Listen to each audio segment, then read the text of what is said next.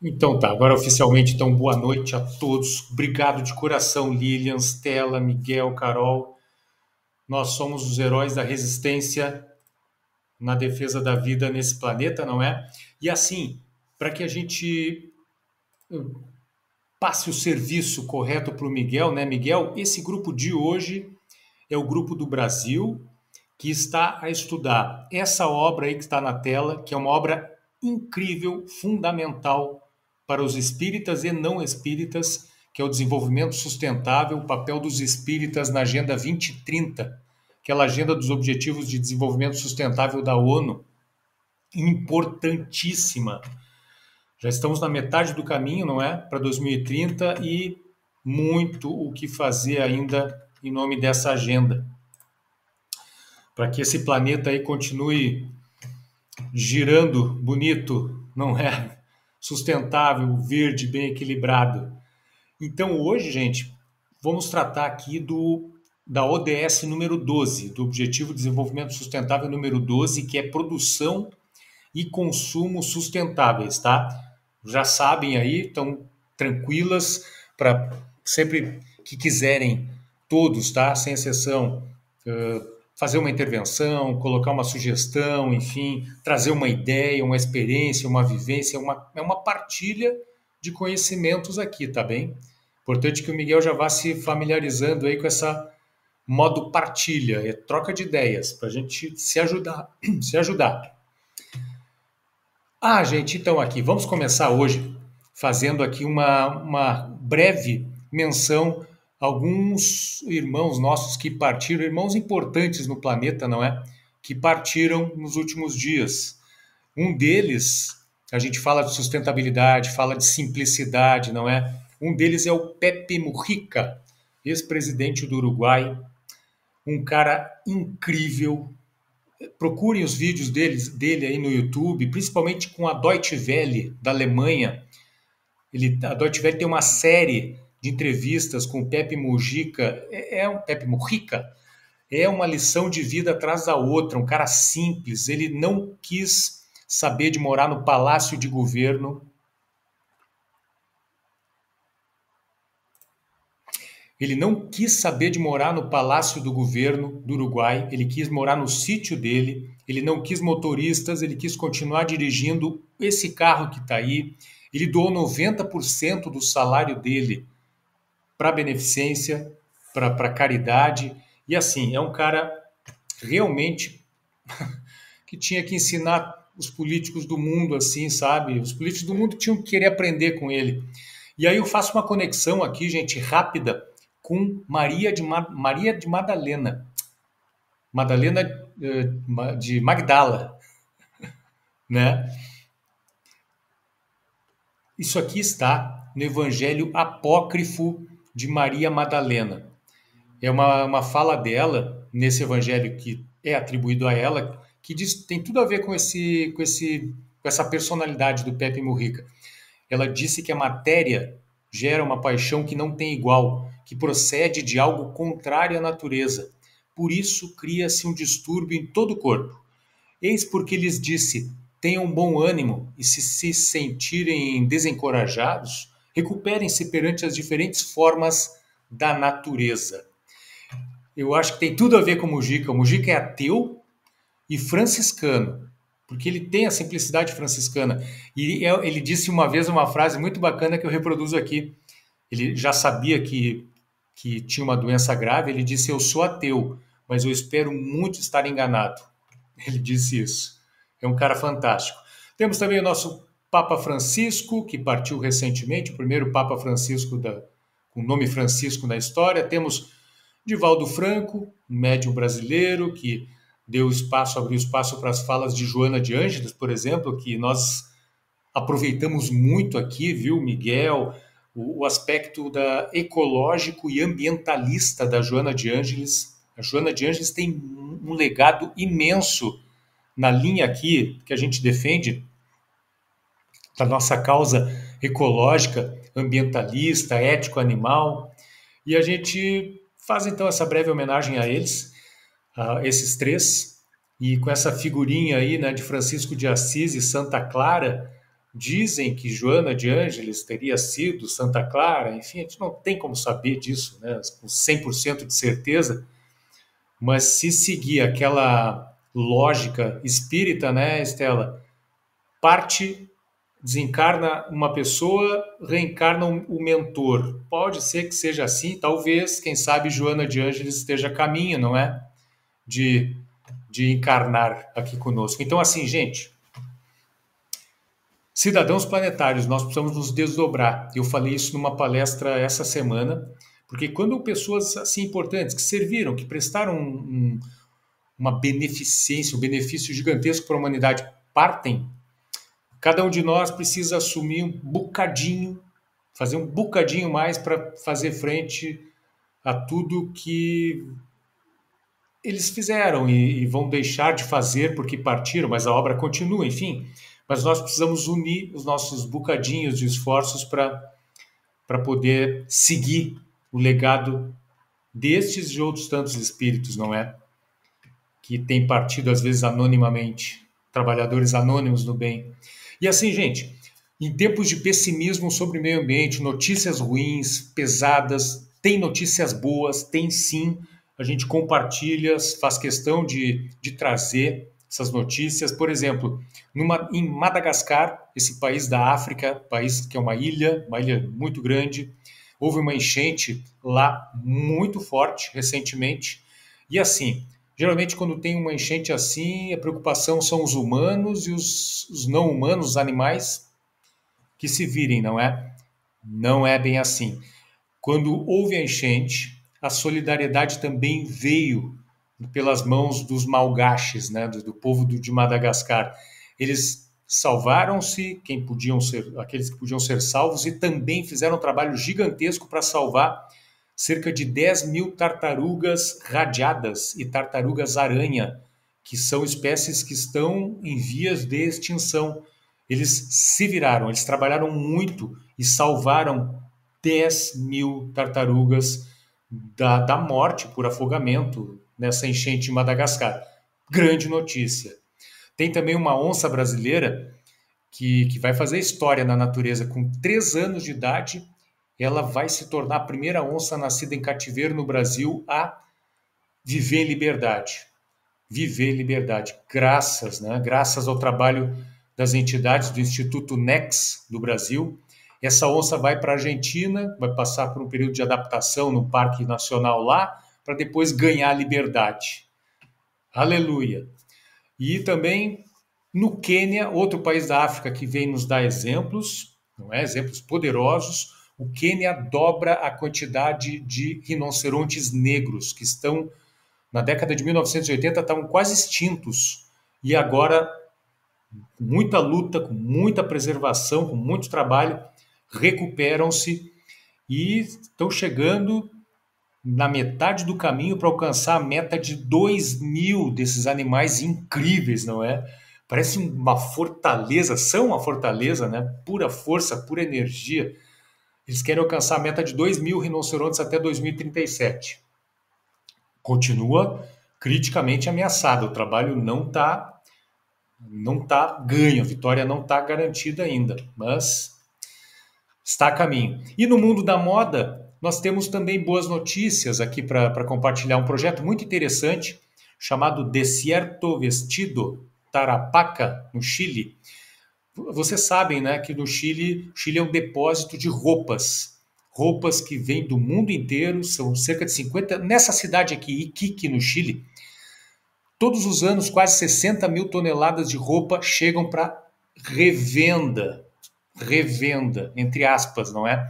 São marcas globais que, como estão sempre renovando as suas coleções, descartam, em nome da novidade, em nome do consumismo, descartam toneladas e toneladas de roupas, e isso vai para onde? Vai para a África, vai para o Gabão na África, vai para o Chile, vai para o deserto do Atacama, e tem muita roupa que é poliéster, sabe? Poliéster, que é um material complicadíssimo, é derivado do petróleo, leva quase 200 anos para se decompor, contamina solo, lençóis freáticos, até o ar com microplásticos. Quando queima, tem incêndios no Atacama, quando queima essa roupa, imagina os gases tóxicos, não é? E esse projeto, então, ele com apoio local, inclusive de imigrantes e de pessoas em situação de risco social, eles recuperam, porque tem muita roupa que está muito boa para usar. Eles recuperam essas roupas e revendem efetivamente, dão uma nova chance, fazem circular essas roupas. Não é economia circular pura. E aí eu fui consultar o site dessa entidade, para minha surpresa está aqui a tela do site, eles estão sold out, ou seja, o projeto deles, eu quero crer que deu tão certo e que eles precisam de mais pessoas, que eles não estão dando conta de prosseguir, sabe, nessa linha de produção, de reigienização das roupas, de venda, enfim. Então eles estão passando por uma transição, uma transição. Mas, assim, é um projeto fantástico, fantástico, e que merece ser valorizado, replicado, não é? Então, assim, gente, partindo então para a obra do Villarraga, né, o nosso querido Villarraga, né, que já esteve aqui conosco, viu, Miguel? O autor do livro já esteve conosco, já esteve lá também no CEL, no coletivo que a Lilian toca com maior competência, um coletivo espírita no Brasil também. O Villarraga, para onde ele for convidado, ele estará presente, certo? Certamente para dar o recado dele. Então ele fala o seguinte: o tamanho da encrenca consumista do nosso planeta é imenso. A massa antropogênica, sabe? Tudo que o ser humano produz de artificial alcançou um nível absurdo em 2020, há pouco mais de 4 anos atrás. A massa biológica do planeta, biológica, tudo que tem de vivo, de seres vivos, é 1 trilhão de toneladas. Em 2020, é a soma de todos os seres vivos do planeta, tá? Em 2020, a massa antropogênica, que é tudo que nós elaboramos, construímos, industrializamos, beneficiamos, tudo que é artificial, superou a massa biológica do planeta. Está em 1,1 trilhão de toneladas. É muita coisa, muito material, muito resíduo, muita energia que foi usada para fazer tudo isso, muita água que foi usada, poluição, o rastro de poluição é imenso, a degradação ambiental, os danos à biodiversidade são gigantescos, gigantescos. E assim, a projeção, gente, vejam que a projeção é dramática. Para 2040, devemos cair de massa biológica, tá? Devemos baixar de 1 trilhão de toneladas. Claro, com o que estão derrubando de florestas mundo afora, dá para ter uma ideia do porquê. E em 2040, a massa antropogênica deve passar de 1,1 trilhão para quase triplicar, para quase 3 trilhões de toneladas de produtos. Muitos deles inúteis, supérfluos, sabe? E assim, dessa massa de plástico são 8 bilhões de toneladas. Então, assim, nós estamos falando de números gigantescos, de números astronômicos que estão ligados a esse nosso sistema de produção, sabe? Esse nosso sistema capitalista, industrial, consumista, recursos, venda, crescimento ilimitado. Isso não pode acabar bem. Tem fim, os recursos do planeta são finitos. E assim, vejam só que interessante, no começo do século XX, ontem, tá? Na linha do tempo, ontem, metaforicamente falando, a massa dos objetos produzidos pelo homem, a massa antropogênica, representava 3% só do total da massa biológica do planeta. 3%. Ou seja, éramos felizes e não sabíamos.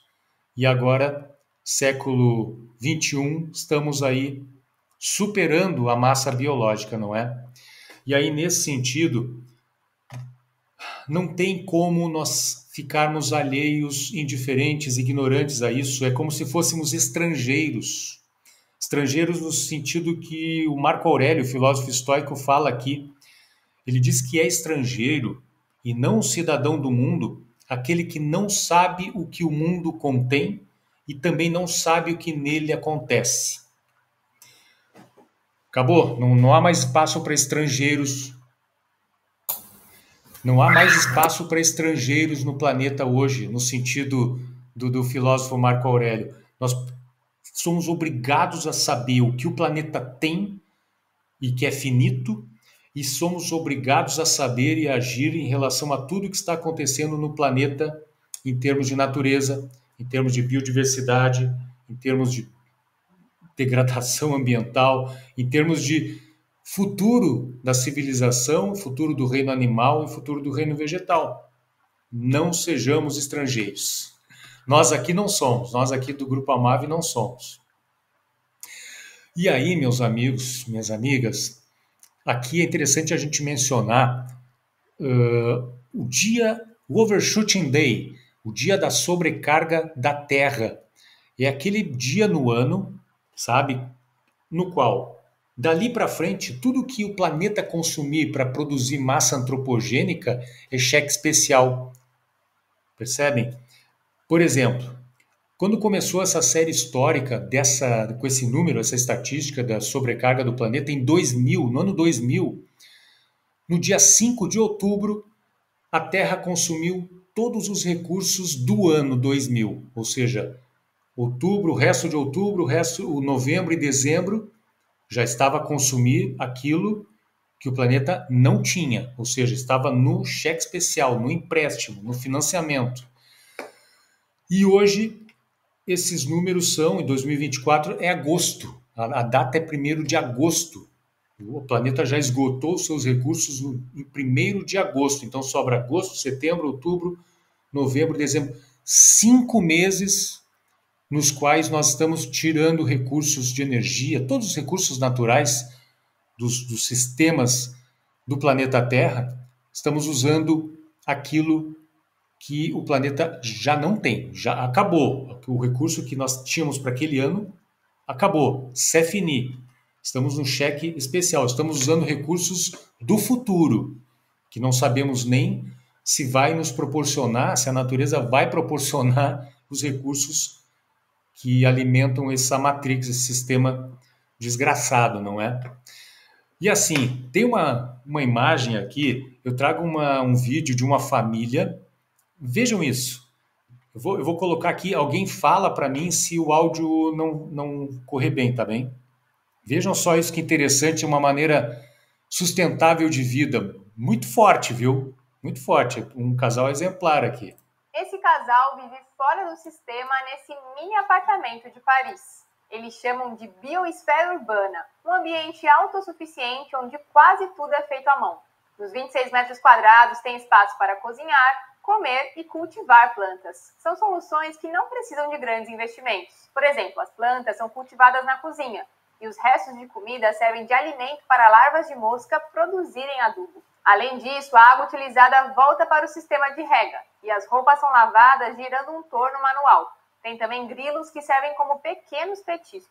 E cogumelos comestíveis são cultivados perto do chuveiro. Basicamente, esse apartamento gera pouquíssimos resíduos e tudo é fácil de consertar se quebra. Esse casal vive... Deu para ouvir? Ouviram bem aí? Sim, eu consegui ouvir. Ah, legal, meu amigo, legal, legal. Eu só tiraria fora ali a questão dos grilos, né? Deixar os grilos em paz e não petiscá-los. O resto tudo eu achei ideias muito, muito interessantes. Muito interessantes. 25... Não, me desculpe ali, mas as larvas das moscas. Larva da mosca também, né? Larva da mosca também ficou forte. Mas, enfim.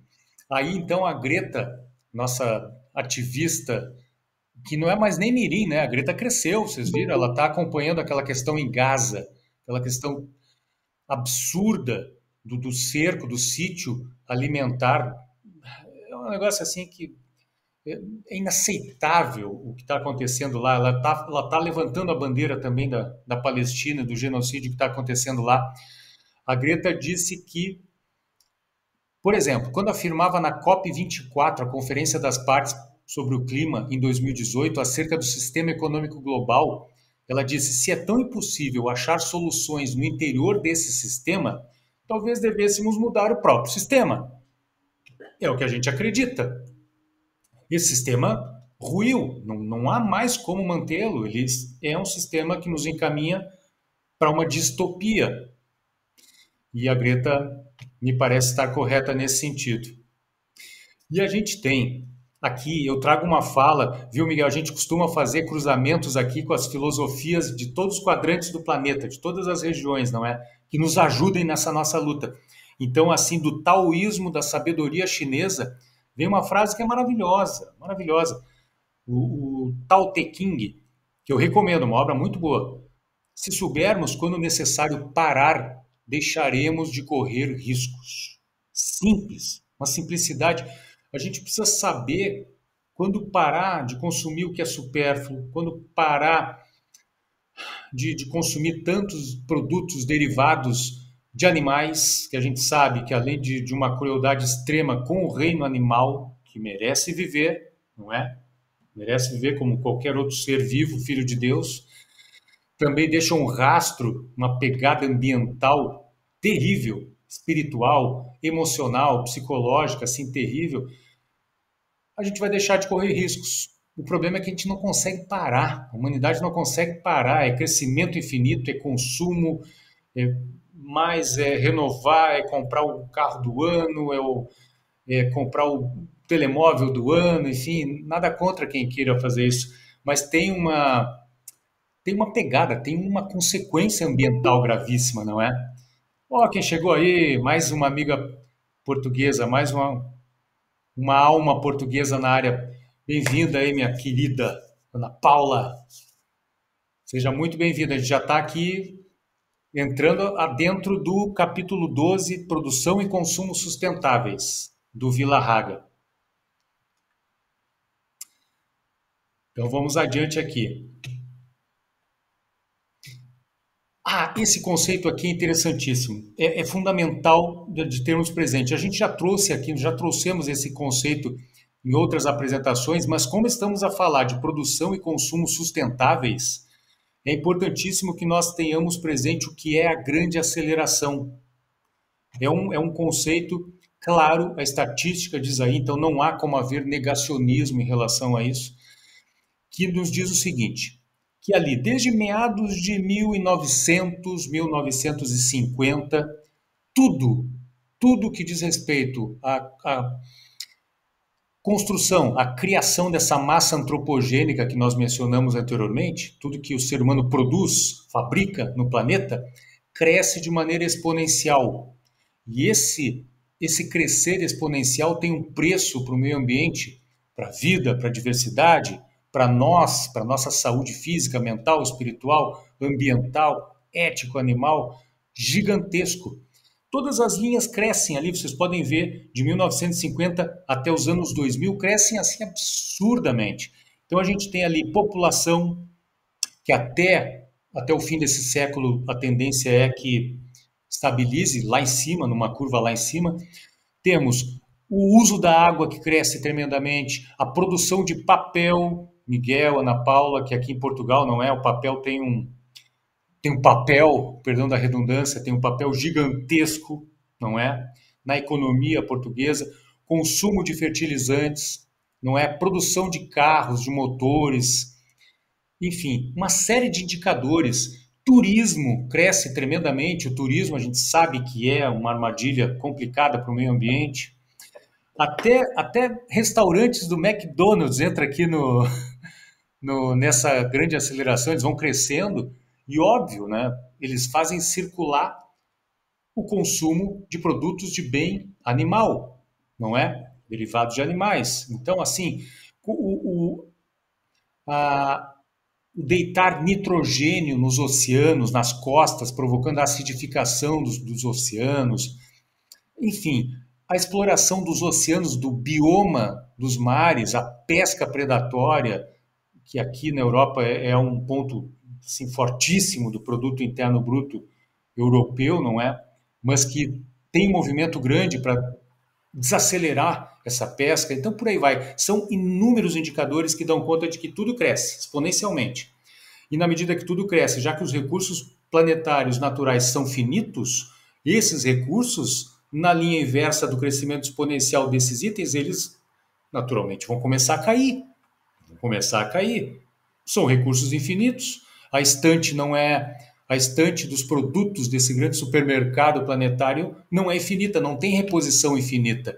E por não ter reposição infinita, é que a gente percebe os grandes magnatas capitalistas das big techs e tal, não gosto nem de dizer os nomes deles, mas enfim, essa turma toda das big techs, os grandes fundos de capital trilionários do planeta, pensam em fazer o quê? Já pensam em carregar asteroides, sabe? Puxar asteroides próximos aqui do planeta para a Terra para explorar a quantidade imensa de ferro, de minerais que tem em asteroides. Pensam em colonizar Marte, sabe por quê? Porque eles sabem que o planeta é finito. Eles sabem que esse modelo está esgotando o planeta, esgotando as nossas vidas, esgotando as vidas de humanos e não humanos. Então, nós temos aqui um caráter urgente da transmissão, a transmissão da simplicidade de uma vida franciscana para as novas gerações é urgente. Por isso que a gente saúda demais quando vem um cara como Miguel e se une a nós aqui, um jovem, porque são as novas gerações, sabe, é força, é oxigênio novo para levantar essa bandeira para a gente não entregar os pontos para o sistema, para mostrarmos que esse sistema que está tem fim, tem limites, ele não pode durar para sempre. Então é fundamental transmitir essa simplicidade adiante.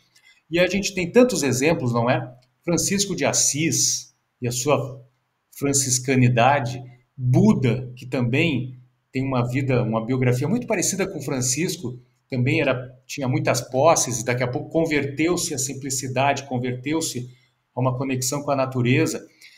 O primo do budismo, que é o Mahavira, que é da religião, da filosofia jainista na Índia, também, da mesma forma, a simplicidade, o respeito com a natureza, com as criaturas. Na Grécia Antiga, tínhamos o Diógenes, que vivia num barril, não é? Com uma simplicidade absurda de vida, dando lição de vida, lições filosóficas para quem quisesse ouvir na Grécia Antiga, na Atenas Antiga. E nós temos uma pessoa aqui, gente, que eu estou descobrindo agora, gente, como o tempo voa, nossa, ela se chama Dolores LaChapelle. Ela é uma naturalista americana, e acho que é americana. E assim, eu tô começando a ler devagarinho uma obra dela chamada Natureza e Sabedoria. E assim, por que eu me encantei com ela? Porque ela ama a montanha, eu amo as montanhas também, ela ama a natureza, ela ama as florestas, ela ama o esporte, ela é uma esquiadora. Então ela unia essa conexão urgente do ser humano com a natureza com a liberdade que o esqui proporciona. E o esqui proporciona essa liberdade, o esqui é maravilhoso nesse sentido. E assim ela ela deixou um legado fantástico. Eu estou lendo esse livro e vou trazer partes desse livro aqui para nós nos próximos encontros. Fica a promessa. Em tempos de consumismo forte, muita atenção, meus amigos, minhas amigas, para as tolices da vida e atenção para a renúncia que precisa ser feita, não é? No Evangelho segundo o Espiritismo, Kardec fala de Sócrates e Platão. Olha só essa fala. Enquanto tivermos o nosso corpo e a alma se achar mergulhada nessa corrupção consumista, o consumista foi acréscimo meu, ok? Não está no Evangelho segundo o Espiritismo. Coloquei ali, acréscimo nosso. Enquanto estivermos nessa corrupção consumista, nunca possuiremos o objeto dos nossos desejos, a verdade. Com efeito, o corpo nos suscita 1000 obstáculos pela necessidade em que nos achamos de cuidar dele.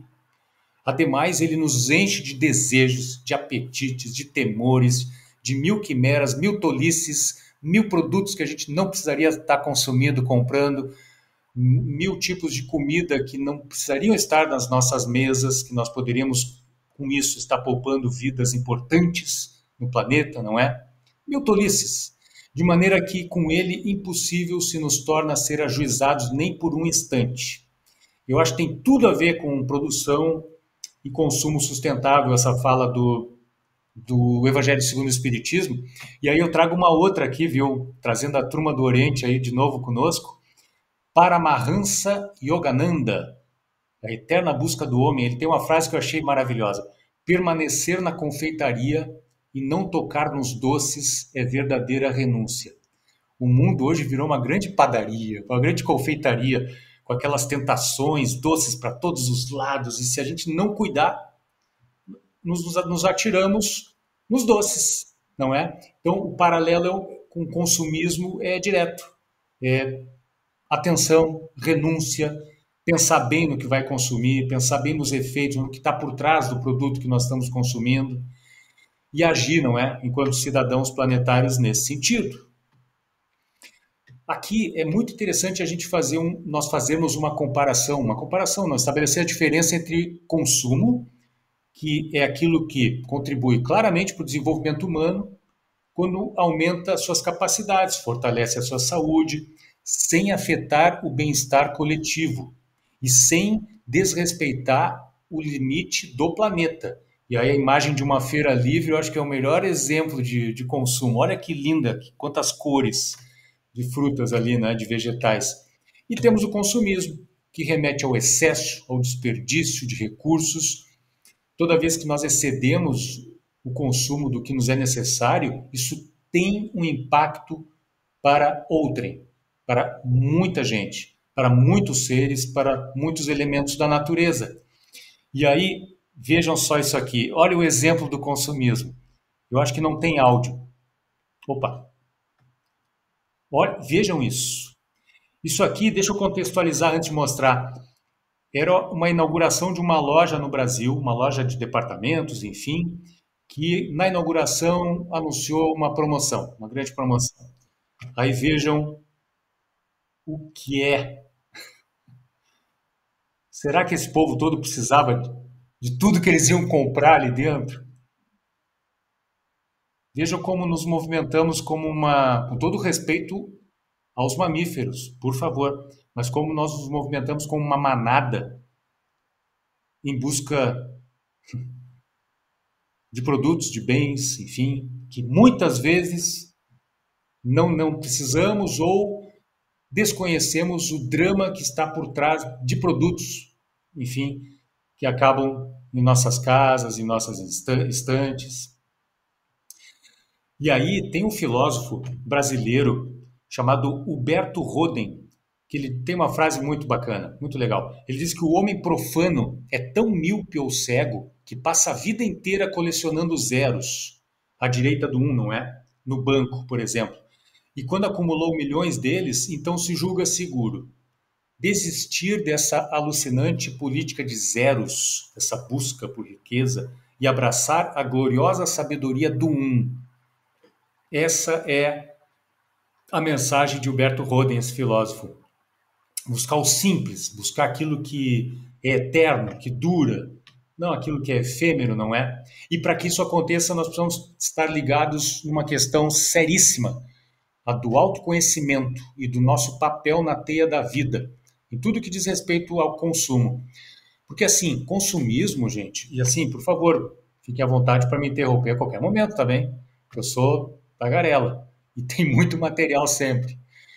Consumismo sempre diz respeito a carências, sempre não, mas muitas vezes diz respeito a carências afetivas, falta de apoio social, baixa autoestima, tudo isso faz com que aquelas pessoas que podem consumir, não é? Tem gente que sofre com tudo isso e não tem sequer dinheiro para comprar alguma coisa. Tudo isso abre caminho ao consumismo como um falso calmante, porque passa rápido, a satisfação é rápida, o bem-estar é muito rápido, sabe? E aí tem um exemplo de um amigo meu, queridíssimo, que eu considero como sendo o meu mentor, sabe? Um mentor encarnado, um dos poucos mentores encarnados que eu tenho. O nome dele é Manuel Mendes, ele é budista, psicólogo, e ele viveu na Matrix. Ele era bem sucedido no trabalho dele, ele comprava um carrão novo por ano, sabe? Um carro novo por ano. E aí ele conta isso nas palestras dele. Ele foi na concessionária comprar mais um carro, foi lá, entrou. Antes de dar a partida no carro para ir embora, a primeira coisa que ele pensou, e agora? quando é que eu vou comprar o próximo modelo de carro? Ali ele teve um choque. Ali aconteceu a conversão de Francisco dele. Aconteceu o budismo, o franciscanismo na vida dele. Ele pensou, não, isso está errado. Eu acabei de entrar no carro e já estou a pensar no próximo. Percebem? Percebe o que é a viscosidade dessa matrix, desse consumismo, desse comercialismo sobre o qual vivemos? É um exemplo maravilhoso. E aí tem uma obra incrível que eu recomendo demais, e eu estou trazendo aqui alguns insights dessa obra já para ilustrar aqui o nosso trabalho, que é a Ecologia Profunda. Tem um autor mencionado aqui, um ecologista chamado Baker Brownell. Ele diz que os homens urbanos aprenderam a valorizar falsos deuses. Foram seduzidos por culturas brilhantes e separadoras, quinquilharias, artes prontas para consumir. Ou seja, ele defende o fim da cultura aquisitiva. E os autores dessa obra, Ecologia Profunda, o George Sessions e o Bill DeVal, dizem que estamos agora cientes de que a saúde física não pode ser separada da saúde mental e a saúde do indivíduo não pode ser separada da saúde do ambiente. Está tudo conectadíssimo. Conectadíssimo. E como estamos falando de consumo sustentável, não tem como não falar de desperdício de alimentos. O Villarraga no livro fala. Ele menciona que em 2021, o relatório da ONU dá conta de que foi quase um bilhão de toneladas de alimentos disponíveis para o ser humano, que poderiam ser consumidos, mitigar a fome de tantos, foram para a lixeira de residências, de varejistas e de restaurantes. E isso enquanto 800 milhões de pessoas passam fome no mundo. Então, assim, quase 570 milhões de toneladas desse desperdício. Vejam só a responsabilidade nossa, enquanto cidadãos domésticos, né, dentro das nossas casas. Desse desperdício, 570 milhões foi dentro de casa. Aconteceram no consumo doméstico, comida que foi fora. A gente deitou fora e que poderia ter sido usada. Aqui em casa, por exemplo, né, Caroline, hoje a gente colheu beterrabas aqui no nosso talhão e as beterrabas nós aproveitamos até as folhas e o talo, não vai nada fora. Não vai nada fora. Eventualmente, o que vai fora de lixo orgânico volta para a horta para fazer uma compostagem, para enriquecer o solo, enfim. O desperdício é muito grande, gente. É imenso, imenso. Se essa perda e esse desperdício de alimentos fosse um país, seria o terceiro país no ranking da geração de gases de efeito estufa. Percebem? Desperdício de alimentos, conexão com a poluição atmosférica, com desequilíbrio climático, e seríamos, então, esse montante, esse total aqui de desperdício, seria o terceiro país mais poluidor do mundo, se fosse um país. São números assim, nós não podemos ficar inertes frente a ele, não podemos. E é isso que o Amave faz, viu, Miguel? É isso que a gente tenta lutar, sabe? É passar adiante, não só aqui, tá? Nas palestras que a gente faz também fora por aí, presenciais, online, para centros espíritas, para escolas, para universidades, para câmaras municipais, para onde for, levar essas ideias. E aqui uma relação muito importante da gente ter presente quando falamos de sustentabilidade na alimentação, que é a quantidade de terra necessária para produzir 1 quilo de alimento. Olha, vejam só isso. Vejam só isso. O bife, um bife, 326 metros quadrados. O queijo, quase 100 metros quadrados. É muito chão para fazer 1 quilo de bife. E aí, se formos descer, não vou ler tudo aqui, mas se formos para outros produtos, como milho, 3 metros quadrados fazem 1 quilo. O arroz, 2,8 metros quadrados. Bananas, 1,93 metros quadrados. Batatas, menos de 1 metro quadrado. E por aí vai.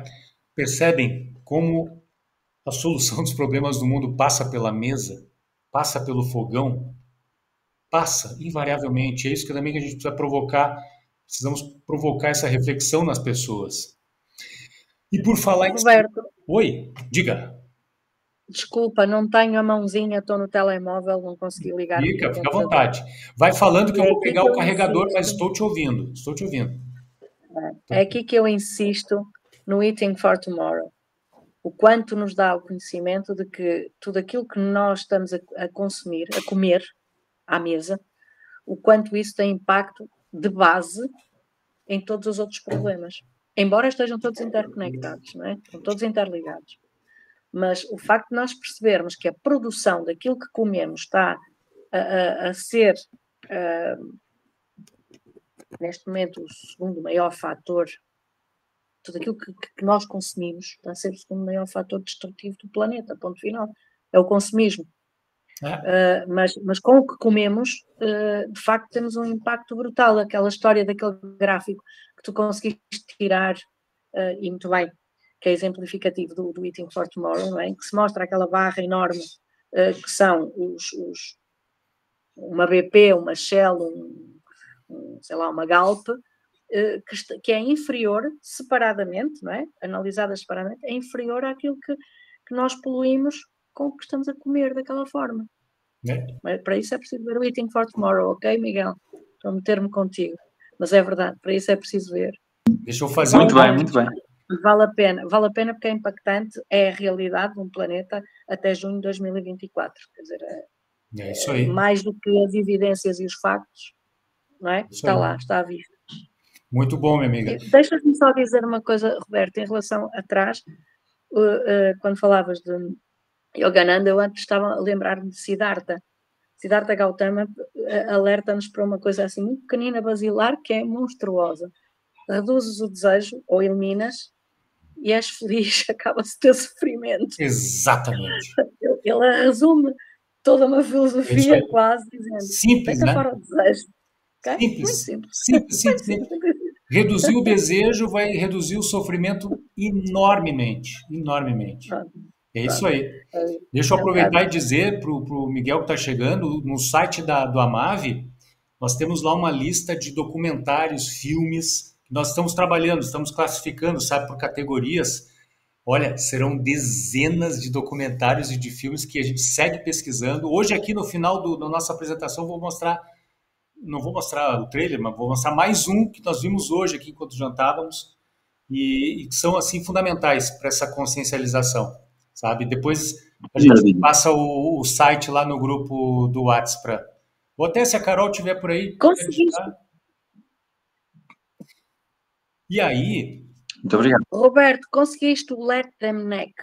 Porque eu só tive 4 dias de acesso. Aquele estilista... Não. É onde lançá-lo. Não tem, não deu. Por acaso eu vi e não consegui perceber como é que se podia até comprar, que às vezes é por um valor irrisório. Sim. Mas não, pronto, não consegui, passou. mas tá na lista. Fala, Carol. Olha, Carol. Na descrição do grupo do WhatsApp tem todas essas informações. Página do Instagram, o blog, boa. O nosso site, tá tudo legal, ali, o canal do YouTube. Bem lembrado. Obrigado, Carol. Na descrição do grupo do WhatsApp tem lá tudo. E assim, mencionando rapidamente, não é? Aqui a gente tenta falar as coisas e fundamentar com atitudes, né? Todos aqui, todos os integrantes do Amave. E aqui em Guimarães tem esse trabalho que busca reduzir o desperdício de alimentos, que é o ReFood de Portugal, que pega sobras de restaurantes e entregam para as pessoas tudo com muita higiene, com muita qualidade, entrega para quem necessita. Pega produtos dos supermercados que estão com a validade curta, data curta, e também distribui a quem necessita. E aqui a Associação Ajudar o Próximo Guimarães, que a gente já mencionou, mas é legal mencionar aqui para o Miguel, que está chegando agora, que também trabalha nessa questão da economia circular, com roupas, recolhendo muita roupa doada e distribuído para muita gente, utensílios domésticos, alimentos, enfim, e fazendo circular a economia e fazendo a partezinha para reduzir o consumismo. Então, tem trabalho nesse mundo que não acaba mais. Então, gente, produção sustentável, não é? O Villarraga nos fala que é a incorporação ao longo de todo o ciclo de vida, de tudo que se produz, das melhores alternativas, melhores práticas possíveis para minimizar a encrenca que nós produzimos para o meio ambiente, em relação ao meio ambiente e em relação à sociedade como um todo.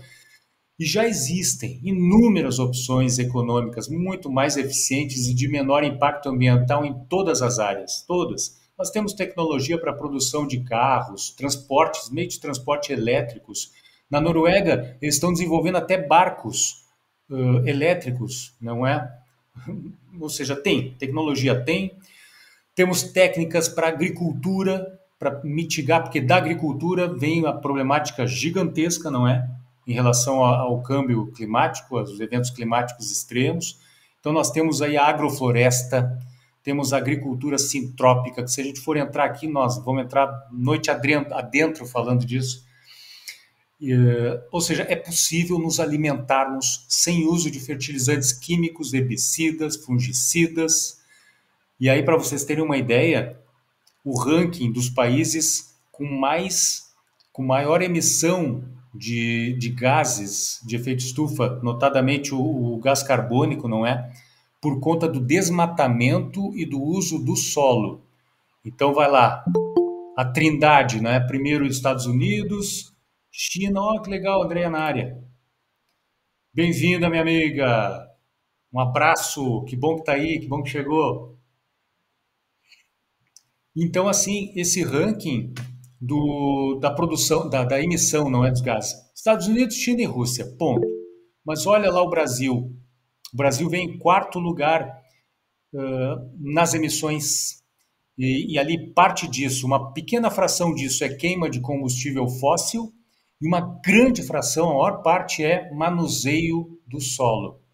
A agricultura cheia de químicos, pecuária derrubando derrubando florestas para abrir pastos para o gado, para os animais, enfim. O Brasil ocupa uma posição muito ruim nesse ranking. É um país agrícola, é um país petrolífero, enfim, nós temos que dar exemplo. E a COP vem aí, não é? A Conferência de Belém está chegando aí. Reciclagem, economia circular, a reparação, o ato revolucionário que é reparar, consertar aquilo que já temos, não é?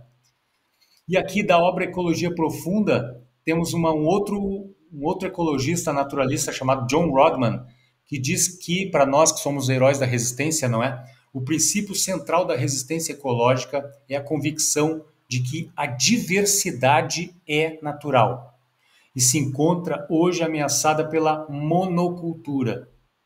A agricultura está aí para nos mostrar isso. Se existe um modelo de base que deveria ser replicado no mundo inteiro, é aquele do ecossistema, de uma agrofloresta. A imagem da humanidade na resistência ecológica tem que ser holística, sistêmica, tem que olhar de cima, preservando biomas, ecossistemas, e assim, vivendo em paz com a natureza, vivendo bem, vivendo com saúde, não é? E assim, gente, por falar em agrotóxicos, eu não li ainda, está na minha lista. Ai, Jesus, quantos livros bons para ler. Recomendo, outra leitura recomendável aqui, tá? Não li, mas já recomendo. Quem é que escreveu aqui? Ah, a Andréia estava sem internet. Bom, mas que bom que está aí, né, Andréia? Bom que chegou. Feliz que você está aí. Essa obra aqui é fantástica. Não li, mas eu tenho certeza que é fantástica. É A Primavera Silenciosa, de Rachel Carson.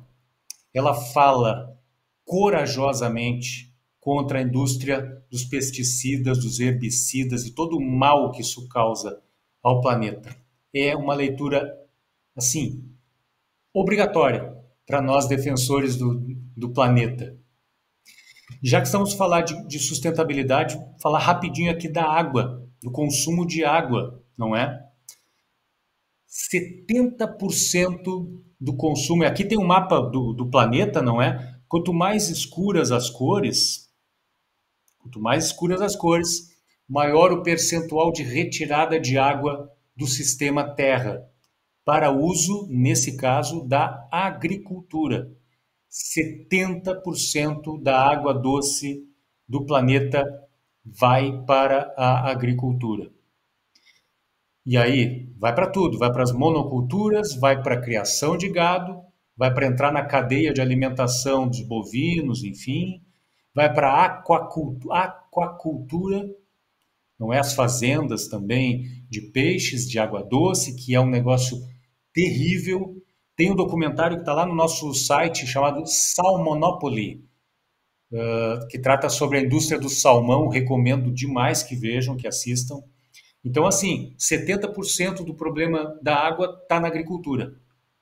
E grande parte disso está na pecuária. Está na pecuária, indubitavelmente. 19% da retirada de água. E aí, os países, olha o norte poderoso, não é? Capitalista, consumindo muita água para a indústria, 19%. E o consumo dos municípios, o consumo doméstico, 11%. Então, gente, a questão da água é seríssima, seríssima. E o Vila Haga, então, ele vai adiante aqui falando, então, do consumo sustentável, que é o uso de bens e serviços que atendem às necessidades básicas, proporcionando qualidade de vida, enquanto minimizam, tratam com respeito sagrado o uso dos recursos naturais do planeta, não é? Minimizando, ou quem sabe um dia zerando, o uso de materiais tóxicos, a geração de resíduos e poluentes. Veja que eu falo em zerar, eu falo aqui num conceito que eu aprendi no Ecologia Profunda, que é o conceito de ecotopia. A gente ouve falar muito de distopia, estamos vendo um mundo distópico, um mundo onde absurdos acontecem a todo instante, em todas as áreas, né, da vida. Nós precisamos trabalhar por ecotopias, criar, projetar, pensar e trabalhar por utopias ecológicas até que elas aconteçam. Utopias de sustentabilidade, utopias de paz entre todos os reinos da vida. Percebem? Uma questão... Será que ela não sabia que esse animal não tinha que vacinar? Boa noite. Oi, Andréia, o microfone está aberto.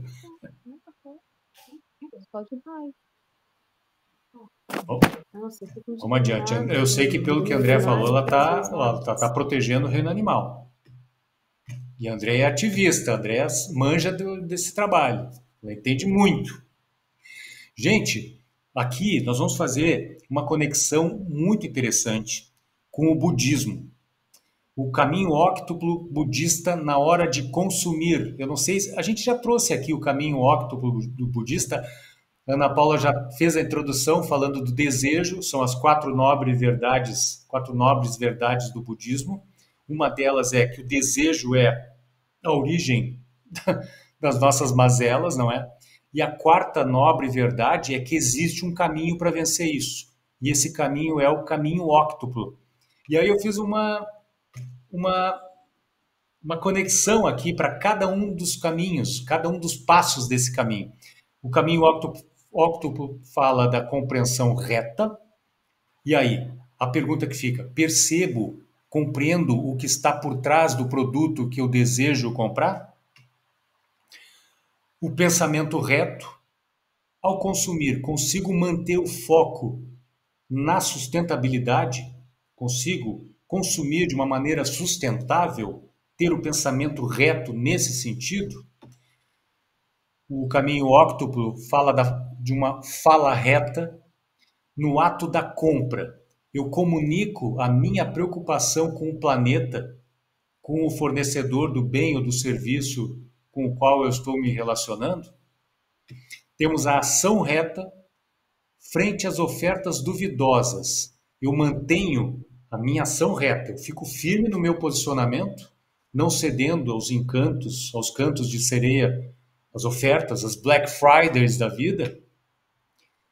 Temos o meio de vida reto, que é o seguinte: no dia a dia, no cotidiano nosso, a minha vida reflete as minhas preocupações com o meio ambiente, com a biodiversidade, com o planeta como um todo? É um meio de vida reto na hora de consumir? Perguntas todas muito fortes, muito fortes. Eu acho que encaixaram perfeitamente com essa questão budista.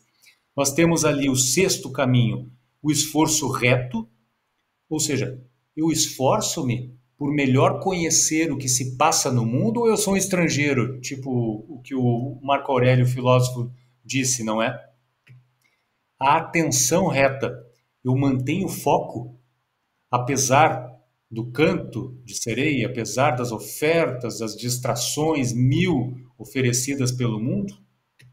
E, por último, a concentração reta. O que eu posso fazer para me manter 24 horas do dia concentrado e alerta para evitar que algum serviço entre na minha casa, no meu prédio, no meu clube, na minha igreja, no centro espírita, e que não seja sustentável, que seja um produto que acabe desrespeitando o equilíbrio planetário, privilegiando o trabalho escravo, sabe? Esgotando recursos do planeta, enfim. Eu acho que esse caminho óctuplo faz muito sentido. Muito, muito sentido. O que mais? Fica a dica aí pra gente refletir, não é? Travou aqui. Por quê? Travou geral. Agora foi. Então, assim, fazer perguntas antes de consumir ajuda a não ficar confuso com o sistema e decidir de forma sustentável, não ficar confuso que nem o John Travolta nesse famoso meme aí, não é? Essas perguntas são fundamentais e assim a gente tem que estimular essas gerações novas, os jovens que estão aí, crianças, adolescentes, a fazerem essas perguntas também quando estiverem com seus pais, não é? Numa loja, seja em qualquer canto do planeta, fazer as perguntas, não é? Por que comprar? Eu preciso disso? É essencial para a minha vida? Eu posso pegar emprestado ou alugado ao invés de comprar? Isso que eu estou pensando em comprar atende uma necessidade ou é só um desejo, ou é só um devaneio? É um produto, é um serviço de qualidade? Tem durabilidade ou vai entrar naquele esquema da obsolescência programada, que é para a gente comprar, repor e descartar, descartar e descartar? Comprar à vista ou parcelado, para que nós não entremos em encrencas financeiras? De qual fabricante? Onde foi fabricado? Existe ali trabalho infantil, escravo na sua manufatura? Qual o procedimento recomendado no uso do produto? Se quebrar, eu consigo reparar? Consigo consertar? E na hora do descarte, quem é que vai me garantir o descarte correto, ecologicamente correto disso? São perguntas assim fundamentais que a gente precisa fazer. E foi muito legal esse capítulo do Vila Haga, porque isso aqui vai servir para as falas que estamos a fazer por aí. Fazer essas perguntas, sabe? Olho no olho. Conversar com as pessoas sobre essas perguntas presencialmente, olho no olho. Respondendo essas perguntas, nós não cairemos em três perigosas armadilhas, não é? A ostentação, que acontece, que é a satisfação do orgulho, da vaidade, enfim, de ter um produto, ter uma marca, enfim. O excesso, crer que os recursos naturais são infinitos e não são. E a ilusão de felicidade, achar, o ledo engano de julgar que vai ser feliz comprando o produto da hora, a roupa da moda, enfim. Fundamental. Roberto, deixas-me só fazer um comentário. Estou a interromper o teu raciocínio. Diga. Assim, em sentido prático, só relembrando ao Miguel, se ele quiser, eu tenho aquele livrinho das 250 compras ecológicas, que são aquelas dicas que nós lemos num minuto, e 1 minuto por dia, e ficas a perceber que há uma das compras a que tu tens que ficar com atenção. Mas aqui só, num resumo muito pequenino de muito do que já disseste, falaste no Mac e na carne. E que carne? Temos que fazer a pergunta também, não é? Que carne e ponto final, porque a forma como essa carne é obtida. Já se falava de manipulações genéticas, de uma alimentação de um odre, que tinha testa, patas e cauda. Enfim, é uma coisa tétrica, não vamos entrar nisso. O lixo produzido pelo McDonald's. O lixo. E num tabuleiro de comida tens uma quantidade que, sem proporção, fores avaliar a lixeirada que sai no final daquele tabuleiro é uma coisa assustadora.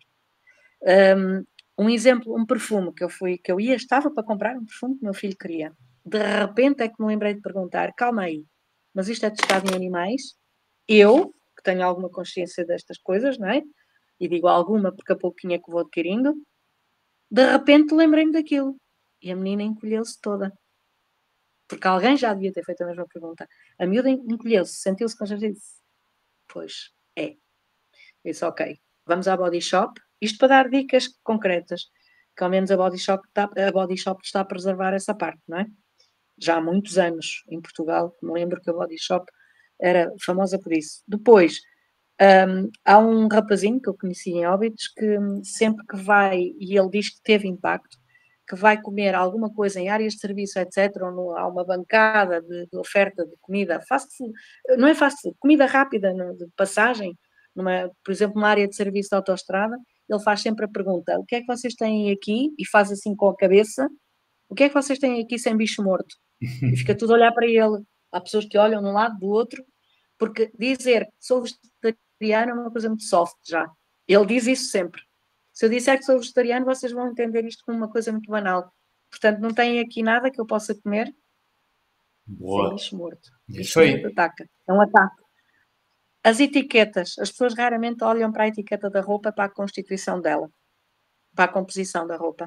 Não conseguem perceber que tem lá 80% ou 90% de petróleo. Eu fui comprar velas de parafina, já uma vez falei nisto. Quando cheguei a casa com as velas é que eu pensei, porque as velas, podes constatar, um dia que vejas as velas que eu tenho em casa, têm forma de favo de mel. Eu trouxe velas de parafina para casa, gente. É componente do petróleo. Né? É o greenwashing, mas em amarelinho e cor de mel nos favos. Fiquei chocada comigo mesma. E depois vais ao supermercado, tens um problema, eu tive um problema de um senhor que era produtor de amêndoa, não estava a conseguir escoar a amêndoa estava caríssima em qualquer hipermercado, e era amêndoa nacional. Nozes acontece a mesma coisa, depois vais ver, são nozes do Chile. O Mercadona vende alho, não é o Mercadona, o Continente vende alho do Chile. Sim. Nós precisamos de alhos do Chile, gente, ao menos que venha de Espanha, que é aqui ao lado.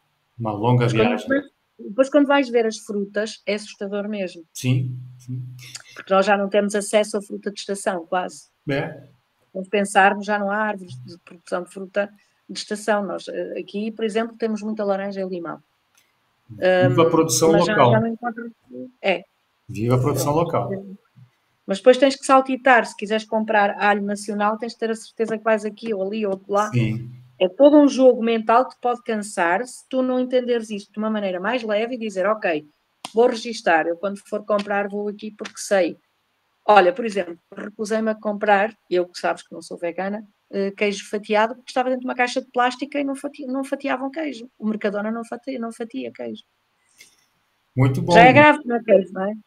Muito bom. É isso aí, é a consciência que desperta e a gente fica incomodado, né? Nós ficamos incomodados e conformados e aí pensamos na mudança. Mas as coisas alteram, porque eu tenho um exemplo, Roberto. Eu quando cheguei a Portugal há 30 anos, eu tinha sacos de lona, que ainda tenho, tinha trazido de Zurique para ir ao supermercado.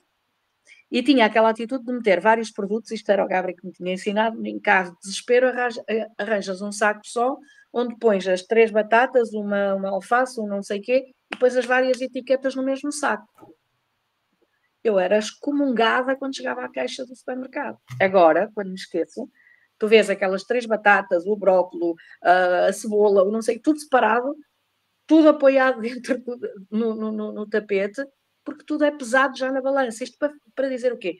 Houve um progresso. Agora já ninguém, aliás, agora se calhar veneras as pessoas que chegarem lá com sacos de lona.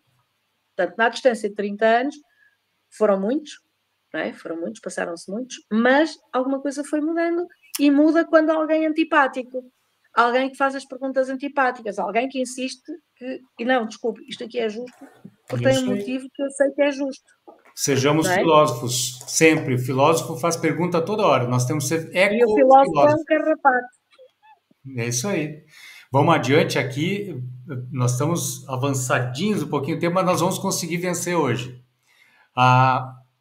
A Lília mandou uma questão ali, a questão 716 do Livro dos Espíritos, que a natureza não traçou o limite de nossas necessidades em nossa organização, e a resposta, o homem é insaciável. A natureza traçou o limite de necessidades, mas os vícios alteraram sua constituição e ele criou necessidades que não são reais. É isso aí. E a gente vai despertando e vai nos inconformando, nos ir resignando com as coisas e tendo atitudes como a atitude que a Ana Paula teve.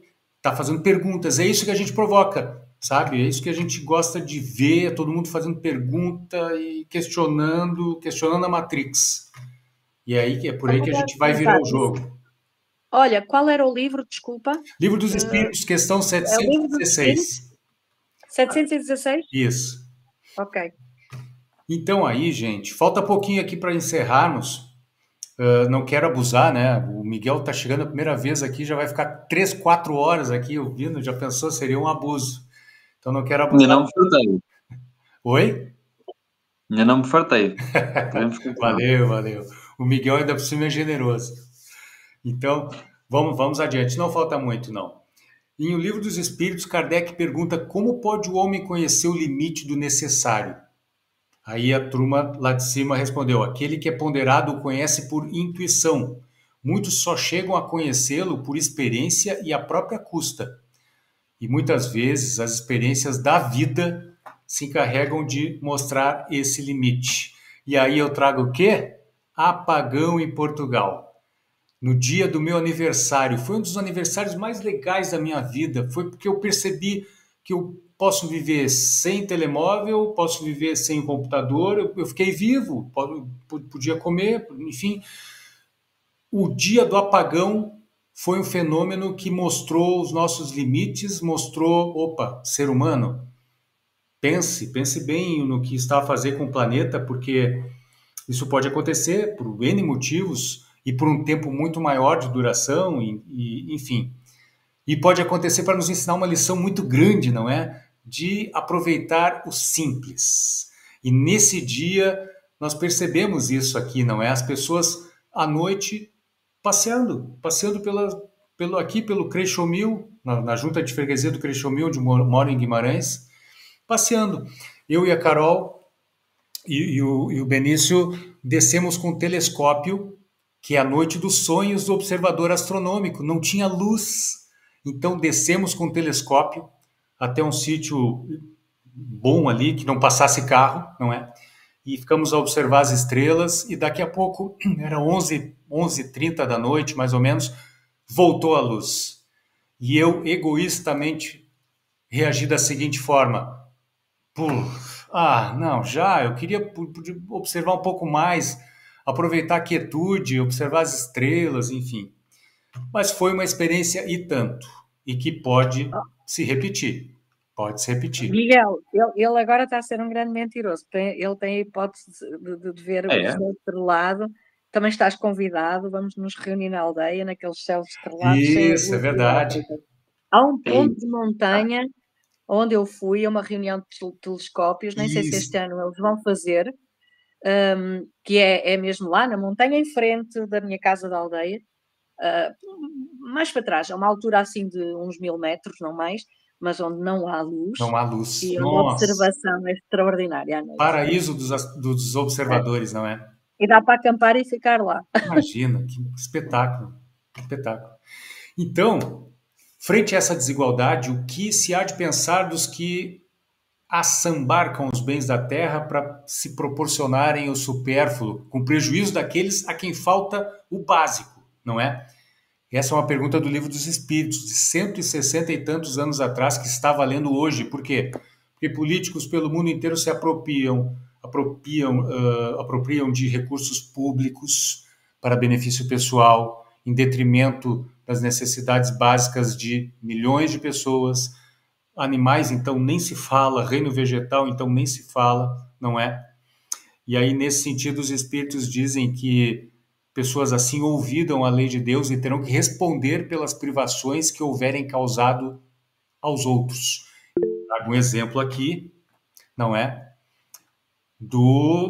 Desta liderança, que eu também... Tem nomes que eu não gosto nem de dizer o nome, mas essa liderança planetária aqui, supostamente é um dos homens mais ricos do mundo, uma fortuna estimada em 200 bilhões de dólares. Claro, uma pessoa ligada à oligarquia russa, enfim, é impossível que não tenha um patrimônio gigantesco, enquanto a sociedade russa, para falar do país dele, não é, tem muitos problemas, muitos mesmo. Então, assim, estima-se que tenha 20 casas, 700 carros, não sei quantas aeronaves, tem um palácio gigantesco à beira do Mar Cáspio, que foi denunciado pelo falecido Alexei Navalny, que ficou preso um longo tempo na Sibéria, envenenado, não é? Enfim, gente, é complicadíssimo. Mas, para elevar as vibrações, vamos mencionar 3 políticos espíritas exemplares. Nós temos aqui Eurípides Barçanufo. Quem não conhece, pesquise a respeito sobre o trabalho social desse espírito Eurípides Barçanufo, que é o da esquerda. O do meio é Cairbar Schutel. Ele foi prefeito de uma cidade no interior de São Paulo chamada Matão. Ele foi um filantropo, ele era dono de farmácia e quase levou a farmácia à falência porque distribuía muitos medicamentos gratuitamente aos pobres, não é? E foi, assim, um gestor como tem que ser. E o da direita é o Bezerra de Menezes, que também foi um político. Imaginem, vocês conseguem imaginar um desses 3 tendo projetos pessoais políticos como esses que vemos por aí no mundo? Não dá para imaginar. Isso que eu nem mencionei, Leon Denis, que também foi político. Então, tem jeito, não é? Aqui eu vou passar brevemente, porque nós estamos já estouradíssimos aqui no horário. No Brasil, há um plano de ação do governo federal para estimular a sustentabilidade nas compras governamentais, que respondem por um percentual gigantesco do PIB brasileiro, e eu acho que não deve ser diferente em Portugal e em outros países do mundo. Os governos centrais, eles compram muito, eles precisam comprar, não é? Então, assim, esse plano, especificamente no Brasil, abrange a educação para o consumo sustentável, reciclagem de resíduos sólidos, uma elaboração de uma agenda ambiental na administração pública, nos 3 níveis, federal, estadual e municipal, para ver se incentiva a sociedade, inclusive o capital privado, a buscar padrões sustentáveis. Só que assim não é. O petróleo é uma coisa complicada. O Brasil, estamos a falar do Brasil aqui em especial, o Brasil é um país riquíssimo em petróleo e está lutando aí para evitar, quer dizer, não sei nem se está lutando, não é? Parece que eu já devo corrigir aqui a minha fala, serão feitos testes na bacia da foz do rio Amazonas, na Amazônia brasileira, que lá tem muito petróleo, ou seja, poderá haver exploração de petróleo lá numa área muito sensível. Então, assim, promover a sustentabilidade num país que tem uma riqueza petrolífera é uma faca de 2 gumes, como se diz, não é? E temos aí as conferências do clima, que nos últimos anos foram realizadas em países que são produtores de petróleo. Então, assim, é como... Eu vou fazer uma analogia muito ruim, muito especista, mas, enfim, é como entregar a chave do galinheiro à raposa. Ou seja, não há jeito. Os interesses... Há conflito de interesses ali, poderosos, não é? E vejam isso, o nosso rico dinheirinho, os nossos cêntimos, nossos euros reais de impostos, eles alimentam equivalem a 6,5% do PIB planetário, que vai para subsídios para quem? Para a indústria petrolífera. Ainda existem subsídios para a exploração do petróleo. 5,2 trilhões de dólares dos nossos bolsos são destinados para a indústria petrolífera no planeta que está vivendo a Agenda 2030, que é justamente para ver se conseguimos poupar o planeta para as gerações futuras, não é? Então é uma contradição, um show de contradições, de hipocrisias, não é? Enfim, E nós temos aqui, já encerrando, o Vila-Haga menciona o Dia Mundial dos Direitos do Consumidor, não é? Estamos falando de consumo sustentável. Foi em 1962, eu não era nascido ainda, hein?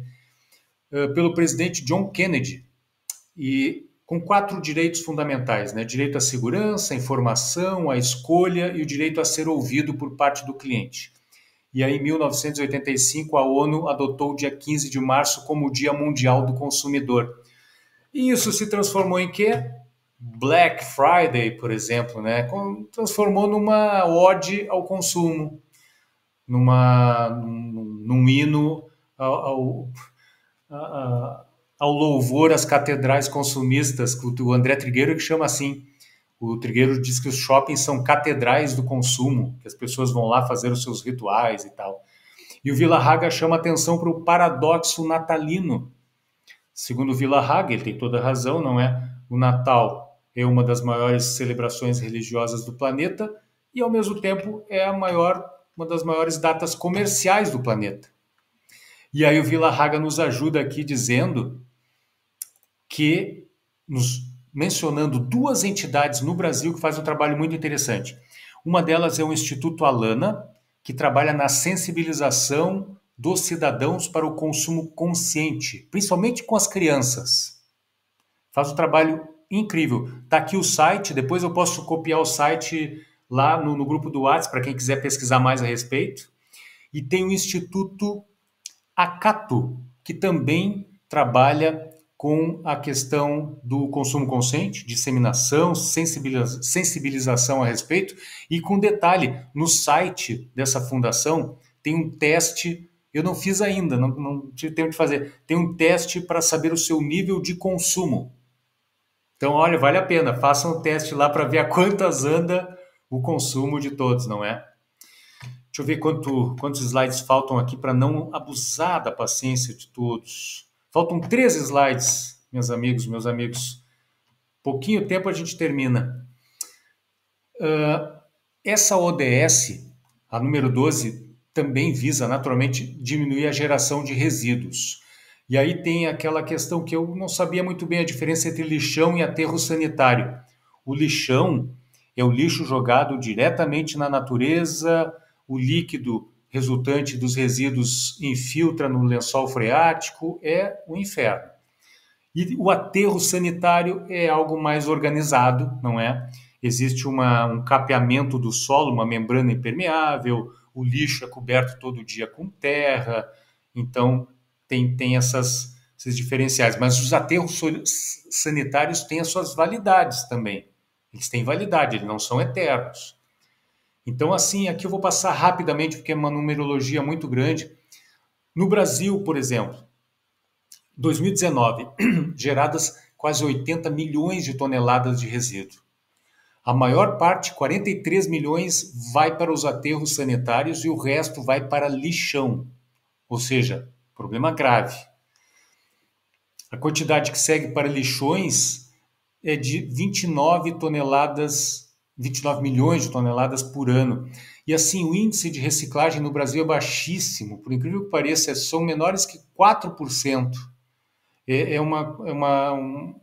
Um quadro assim extremamente preocupante num país que consome muito plástico, metal, enfim, itens de toda a ordem, não é?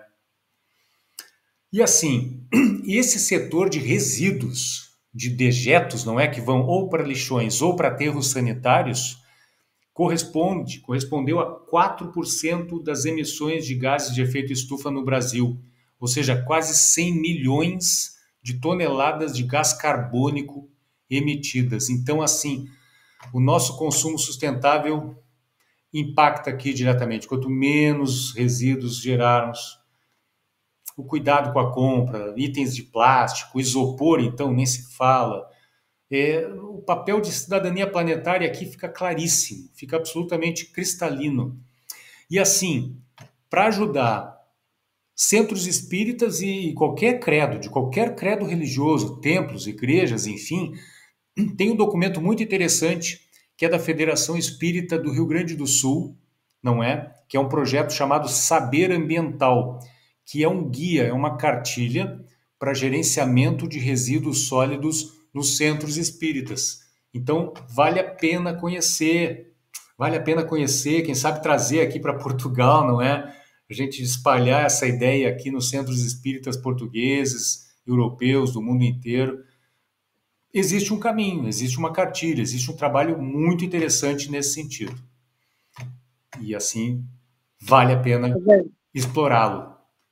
Eu consegui uma autorização para gastar mais algum dinheiro no centro espírita para comprar copos de papel. O Miguel é testemunha, temos copos de plástico. Eu falei com o Dr. Luténio porque ele mandou-me falar diretamente com quem tem as finanças. Ótimo. Se não é comigo, vai falar com quem tem as finanças, porque não faz sentido, não é? Não, nenhum, imagina. Muito bom. E temos separador de lixo, tipo, que mostra um pouquinho. Ainda há falta de sensibilidade. Os nossos separadores de lixo têm separador para o amarelo, o azul, etc. E o indiferenciado, mas o indiferenciado é a generalidade dos sacos. As pessoas têm de separar porque, em geral, quem deposita não tem ainda consciência. Não. E tenho uma boa notícia já agora, e deixo ficar para não interromper mais. Foi posto um depósito que eu nunca tinha visto, aqui muito perto da minha casa, para recolha de resíduos domésticos biodegradáveis. Eu não preciso de fazer o composto na varanda. Olha, muito bom. Já viste isso? Tinhas visto algum, Roberto? Não. Porque eu não conheço. Já tinhas visto, Miguel? Eu não conheço. É porque é público, está na via pública como se fosse um vidrão ou um outro... Por acaso, aqui na minha terrinha existe. Yes! Tá, muito bom. Qual é a sua cidade? É castanhado, certo? Tem o mesmo tamanho dos outros, mas em vez de ser verde é castanho. Castanho. Esse é mais pequeno. Não é do tamanho dos outros, mas é castanho, sim. Ah, ok. É isso. Acho que é o mesmo contentor castanho nosso aqui de Guimarães, né, Carol? Acho que sim, que é só para o orgânico, né? Só para o orgânico, orgânico. Isso. E agora, coisa de 2 meses, tem mais um contentor do lado dos nossos que é só para despejar o óleo usado. Óleo de frituras, isso aí. Óleo usado, muito bom. É isso aí, é o caminho. É o caminho, só que tem que educar o cidadão, não é? Educar a criança, o jovem, o adolescente, os pais, avós responsáveis. O trabalho é gigantesco nesse sentido, gigantesco. E aí, o Vila Haga sempre encerra os capítulos dessa obra dele com ações que são sugeridas para as casas espíritas, e aqui vale para qualquer ambiente, não é? Incluir nos estudos do Centro Espírita temas relacionados ao que nós discutimos aqui: necessidades, desejos, necessário, supérfluo, tratar disso na casa espírita. Quantificar a nossa geração de desperdício de alimentos, saber o quanto nós estamos desperdiçando, vai nos dar o tamanho da encrenca que a gente tem que resolver, sem conhecer em profundidade o problema, conhecer os números, o tamanho do problema. A tendência é a gente seguirmos sem atacá-lo, não é? Estabelecer metas para redução do seu consumo de combustíveis fósseis, fazer compostagem, seu resíduo orgânico, coleta seletiva na sua residência, ler os rótulos dos artigos para tomar melhores decisões de compra, e aí não pode ir com pressa, não é? No supermercado, seja onde for, leia os rótulos. Apoiar empresas que realizam uma produção sustentável, e aí temos que conhecê-las, e aí ter muito cuidado com o famoso greenwashing, porque hoje a cosmética empresarial está grande, não é? A pessoa pega um pincel, pinta lá logotipo de verde, pronto, sou sustentável. Não é bem assim. Posso, Roberto? Não vou contar um segredo, porque o Miguel já sabe. Posso, é um exemplo. O Dr. Luténio chegou com uma garrafa toda verde, de plástico grosso, com detergente horroroso lá dentro, que eu nem sei de onde vem ou para onde vai. E olhei para ele e perguntei-lhe: doutor, desculpa, posso recusar? E ele ficou assim a olhar para mim sem jeito. Eu disse: eu explico. O doutor tem algum problema, que há alguma coisa que não esteja assim bem cheiroso? E ele: não, Paulo, é que eu vi que não tinha aí detergente. Eu: pois não, porque eu tenho vinagre. eu limpo tudo com vinagre. Ele ficou de olhos esbugalhados a olhar para mim e disse, tem ainda o tiquê, doutor? Eu peço-lhe que devolva, a sério. Pronto, não tem problema, eu levo para trás. Ou seja, isto para te dar a noção de que as pessoas não sabem mesmo, não fazem por mal. É uma questão de informação. E eu disse, doutor, o que está aí é o que se chama greenwashing, foi quando eu lhe expliquei. E este é mesmo green. Repare que até a embalagem é verde. E depois contei uma coisa que o Gabri me ensinou. Eles dizem que é 98% biodegradável. Por exemplo, aquele nem isso dizia. Porque o problema está nos outros 2% e sempre esteve. Só que antes não punham a composição, passaram a pôr, isto já foi há muitos anos. E o problema está nos tóxicos concentrados nesses 2%, porque o resto é água. Só que isto não... Roberto, isto para nós é evidente. As pessoas não sabem. Não? Daí a minha insistência que se devia passar voz no concreto. No concreto. Dizer às pessoas não é fazer-lhes todo este manancial que tu nos trazes aqui, porque esse já é para este grupo de elite, não é? Dos combatentes. Mas a verdade é que há coisas que tu podes dizer assim frontalmente à pessoa. Olha que isto é uma mentira, isto é assim. O próprio, não te digo, o Dr. Lutênio ficou assim, olhos esbugalhados a olhar para mim com a história do greenwashing e do frasco verde e dos 98%. Mas estas coisinhas que nos foram sendo dadas são um manancial que tem peso, não é? Como a história das garrafas, como, olha, o meu shampoo sólido é espetacular. Eu depois digo qual é a marca, se for o caso. Muito bom, é isso aí. E assim vamos caminhando. A tarefa é gigantesca de vencer o triplo I, né? A ignorância, a indiferença. Não podemos esmorecer nisso. Não tem jeito, não tem outro caminho. E aí, finalizando mesmo, meus amigos, minhas amigas, eu trago aqui uma fala do Sinué Neckel Miguel, que tem palestras aí fortes, muito contundentes sobre a questão ambiental. Ele foi convidado nosso, já esteve aqui com a MAVE, no tempo que nós estávamos no Brasil ainda, fez uma apresentação muito interessante. Acho que até vamos convidá-lo a voltar para fazer um bate-papo conosco. Ele diz que sem revolução não há salvação. Simples assim, não há. Nós precisamos revolucionar essa questão do capitalismo e do crescimento ilimitado, não é? Virar esse jogo, não é? Desconstruir o descontrole do capital que percorre o mundo nessas nuvens de dinheiro, financeiras, enfim, algo que só explora e não tem nenhuma preocupação com o rastro, com a pegada que deixa para trás. Controle do processo produtivo precisa ser revolucionado, o nosso modo de existir também. Um ecossocialismo tem nada a ver com comunismo, tá? Com socialismo, é algo cristão, poderíamos dizer, um ecossocialismo, um ecocristianismo e espiritismo baseado numa lei de amor e de felicidade para todos, não é? E essa revolução que o Sinué Neckel Miguel fala, ela é um freio. É por isso que ela precisa acontecer o quanto antes como freio de emergência, parar o comboio que está acelerando rumo ao precipício, não é? Para que nós não entremos nisto aqui, que é uma figura de um curso Colapso Ecológico, que eu já mencionei aqui algumas vezes. Por quê? Hoje, ou melhor, até antes da Revolução Industrial, o nosso cenário era o da esquerda. Nós tínhamos a bolinha pontilhada ali no canto de cima da curva, e se alguma crise acontecesse, nós saberíamos para onde iríamos parar. Nós iríamos estacionar em algum ponto na base desta curva. Hoje, com tudo que estamos a fazer contra o planeta e contra nós mesmos, nós estamos no planeta ali pontilhado em cima do semicírculo invertido e não sabemos para onde vamos cair, não sabemos qual é o cenário futuro, não sabemos como será o mundo no fim do século, por exemplo, não sabemos como será no meio do século agora. É essa estabilidade de um sistema mecânico simples que nós precisamos buscar em atendendo a Agenda 2030, em revolucionando o nosso modo de ser, de estar, de viver no planeta. E aí, fechando a conta aqui, para não abusar de vocês, hoje eu abusei muito, assistimos esse vídeo hoje que vai entrar no nosso site lá da MAVE, que é um documentário da Deutsche Welle, que diz, o título é O Dinheiro Não é Tudo. investir no bem comum, mostrando como empreendimentos que são capitalistas estão começando, em alguns sítios do planeta, a acontecer, a se concentrar em causas, em determinadas causas ambientais, sociais, mundo afora. Ou seja, as pessoas investem para que, por exemplo, no Quênia exista sustentabilidade no uso da água. Percebem?